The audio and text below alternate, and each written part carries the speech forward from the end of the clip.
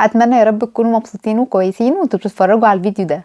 هنعمل النهارده مع بعض القرص الفلاحي بطريقه تحفه، هتطلع معاكم تحفه جدا جدا. واخده طبقه كده مش مقرمشه قوي يعني، بس ناشفه شويه من بره وطريه من جوه ومرمله كده في البق وطعمها رائع. القرص الفلاحي يا جماعه بتكون مختلفه عن قرص الافران. قرص الافران اللي هي بتبقى عجينه اشبه بالعيش كده، بتبقى طريه جدا، مختلفه تماما عن دي بقى عجينة كده غنية ومغذية كمان، ويعني ايه، بعيدا بقى عن فكرة الدايت تماما. اول حاجة انا عندي كيلو دقيق، هحط عليه خميرة وبيكنج باودر وسكر. بصوا انا هكتب طبعا المقادير كلها زي ما انتم متعودين في صندوق الوصف لو على اليوتيوب او في الوصف لو على الفيسبوك. هقلب المقادير الجافه دي مع بعض، وهحط بعد كده بعد ما بقلب الخميره مع الدقيق بحط الملح عشان ما ننزلش الملح دايركت او مباشره على الخميره. عندي هنا كوبايه ونص حليب دافي، خلاص انا دفيته في الميكرويف شويه. هحط عليه معلقه كبيره خل.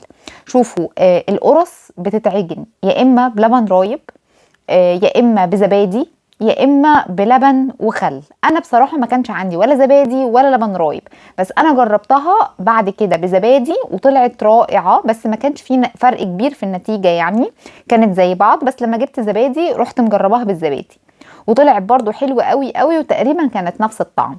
حطيت زبده وحطيت زيت وحطيت قشطه. دول بصراحة يعني 3 حاجات دول بيدوا القرص نكهة خاصة كده ومميزة، وبتبقى فعلا فعلا فلاحي. حطيت ممكن على فكرة بدل زبدة ممكن تستخدموا سمنة على زيت، ولو سمنة فلاحي او طبيعي اللي هي البقري طبعا ينفع. اي حاجة من ال3 دول تنفع، بس بلاش تبقى كلها زيت علشان ما تبقاش ناشفة قوي معاكم. وبرضو لو كلها سمنة او كلها زبدة هتبقى دايبة قوي بزيادة. انا بقى كملت العجن بشويه حليب دافي، لان الدقيق عندي احتاج كميه اكبر من الكوبايه ونص. فانا حطيت في البدايه الكوبايه ونص، وبعد كده نزلت بيه شويه حليب لحد ما يبقى القوام طري. انا مش عايزه اعجن كتير، القرص دي عامله زي المنين كده ما بتتعجنش كتير، وعشان كده انا عجنتها على ايدي.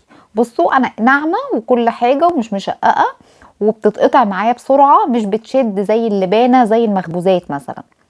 هغطيها بقى بستريتش وهسيبها تخمر وترتاح لمدة ساعة. القرص عموما حجمها ما بيتضاعفش قوي زي المخبوزات ولا حاجة، بس طبعا بتكون هوا من جوه وبتخمر يعني.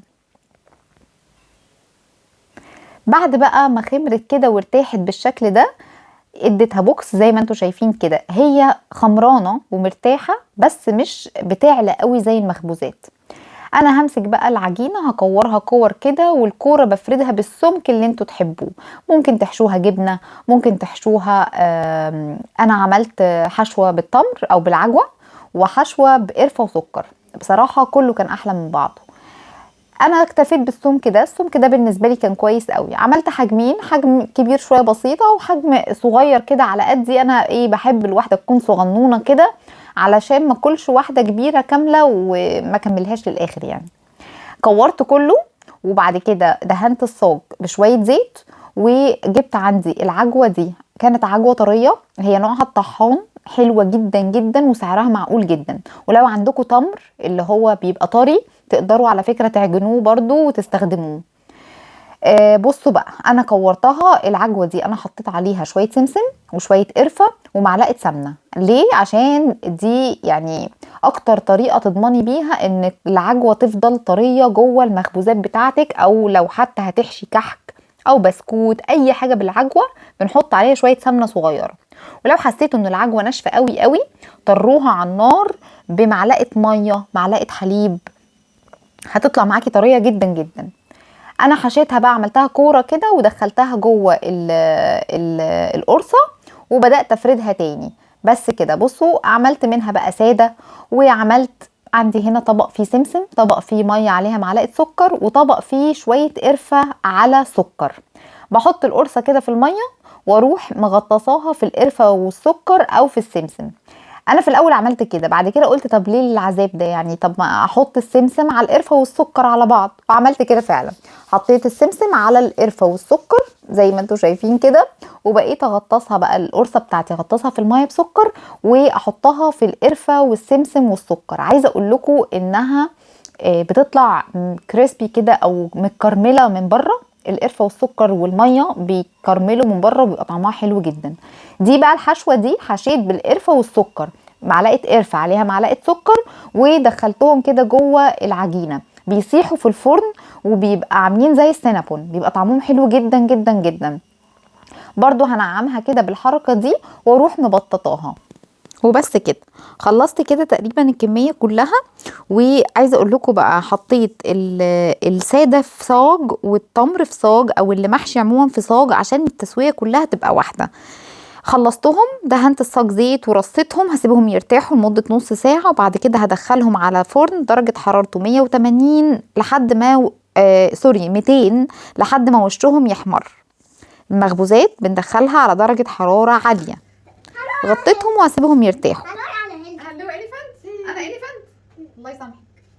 هاي هاي انا اليفانت يا حوا. خدي كلي عارفه. انا بفكر اعمل مجلدات عن يومياتي مع حواء اثناء التصوير.